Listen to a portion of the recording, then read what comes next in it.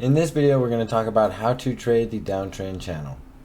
So first thing you need to do is identify a downtrend channel, and we can do that by connecting a couple high points and a couple low points. First, we need an outer lying channel. So let me just pull up our object tree. We're going to go ahead and hide that one. We're going to hide this one. And we're going to hide that one. And we're going to hide this one. So we're looking at this market structure here, and we can see it's starting to fall down. And what we have done is we have identified an area of high and lows. So there's our high areas, and it creates a dynamic resistance point. Now we're trying to connect some low points here, and we can connect these like this. There are a couple different ways we can connect it here, but we're going to try and make some type of aesthetic and range. Now if you can use this tool right here, so we're going to come here to the parallel channel and connect from just those first 2 points and pull down to the low points. Sometimes you will find very nice channels like this in nature, and when they are very perfect and respect the channel very finely, you can have more confidence in training the channel. But we don't have a perfect channel in this instance, so we're just going to go ahead and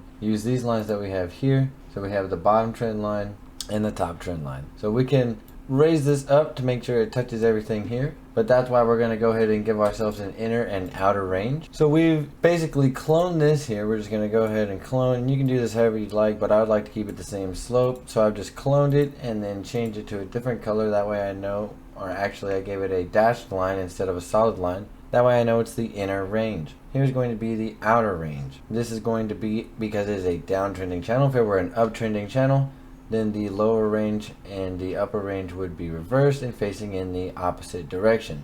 Here it's facing down because here we are connecting high points in the candlesticks and low points in the candlesticks. So now that we have an upper and lower range, what we're going to want to do is speculate on this, right? So there are a couple ways to trade on this.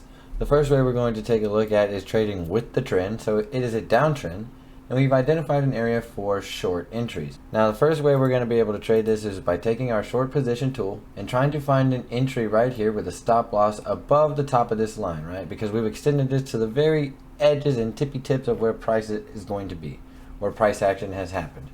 That gives us the range for our stop loss in the upwards scenario, right? And we have it on both sides.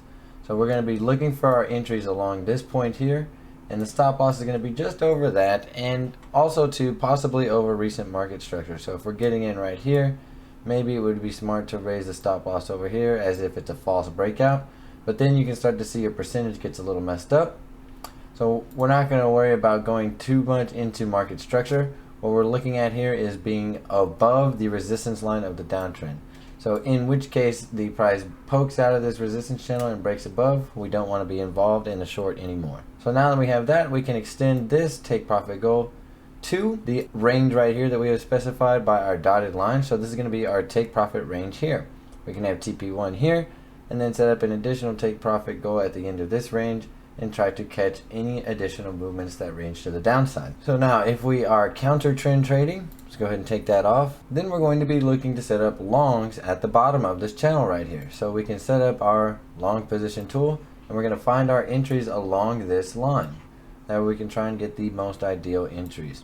Then we want to set our stop loss below the bottom of this downtrending line, because remember, this is where the very end of price action is happening along these wicks. So if price extends beyond these wicks, there's something unexpected going on, right? Because it's breaking outside of the pattern that we have found. And of course, this isn't going to be valid forever. And when it does stop being valid, that's when your stop loss or take profit is going to come into play. So in this case, we want to have our stop loss below this. And here we don't see much support lines along here, but we can see some at the very bottom. So we're not really going to relate this to market structure. We're just going to focus our stop loss on being at the bottom of this downtrending range here. This will set us up for a take profit along this range right here. So now if we're trading this on the downside, we can set up our stop loss and take profit goals based on this. We can have TP1 here, try to get in along this dotted line somewhere. Maybe setting our entry just below that wouldn't be a bad idea. So you can make do with that. It doesn't have to be right on there, but you can extend it as far back as you want. You can even set up your entry right here and extend your stop loss below here.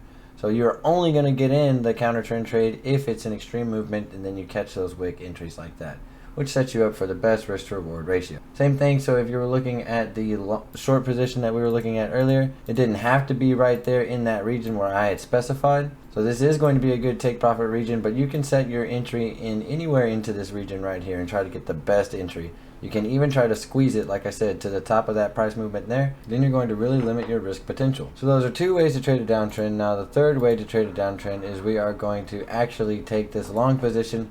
So remember how we had this long position down here and we were playing this type of movement on the channel. So when we are counter trend trading, it's actually in our best benefit if we do get in on one of these when they break up right here, because then we had the best entry back here. Imagine if we had put up this long entry right here, and we're trying to just trade to the top of this channel for one take profit goal, and then we eventually end up seeing that price breaks over the channel, maybe does a confirmation move right here and comes up. So we have the best entry for the long. Now, if we miss that ideal entry because we were trading from the top and the bottom, which if you were trading from the bottom, you should have the ideal entry for when it breaks out. But let's just say you missed that. You can actually place your long right here at the breakout. So when price does make this move and comes up to break out, it'll have some type of retest or pullback, and it is right here that you're going to want to try and set up your long position. So then you'll set up your entry somewhere along this range right here. You can maybe even try to set it to pull back to right here, as price could pull back and slightly re-enter before it continues out. But your stop loss should be below now that upper band that you've created for yourself. So that way if price comes back into this region and re-enters the channel, you're no longer involved in that long, because this long was positioned at the channel outbreak. So if it's a false channel outbreak and it re-enters the channel, well then you get stopped out and you missed that short because you were trying to long the outbreak. But now you have the chance once again to try and get in along the bottom of that channel for a counter trend entry, or wait for the next breakout attempt, or wait for price to come back into this direction here, do something maybe like this manner if it fails out, and you had a chance to long right here and right here for a counter trend trade, but you missed those. So then you see price getting into this region right here. You can take that short entry. Remember how we were setting up our short. You can try to bet short once again by wagering like this. Or you can try to wait for that short movement to touch again for that peak. Or you can wait for it to break over and again try that long breakout trade. So there's a couple ways to trade it, and that is how you can really take advantage of a downtrend channel. So next time when you find a downtrend channel in nature, remember this video and understand how you can play it. Thanks for watching.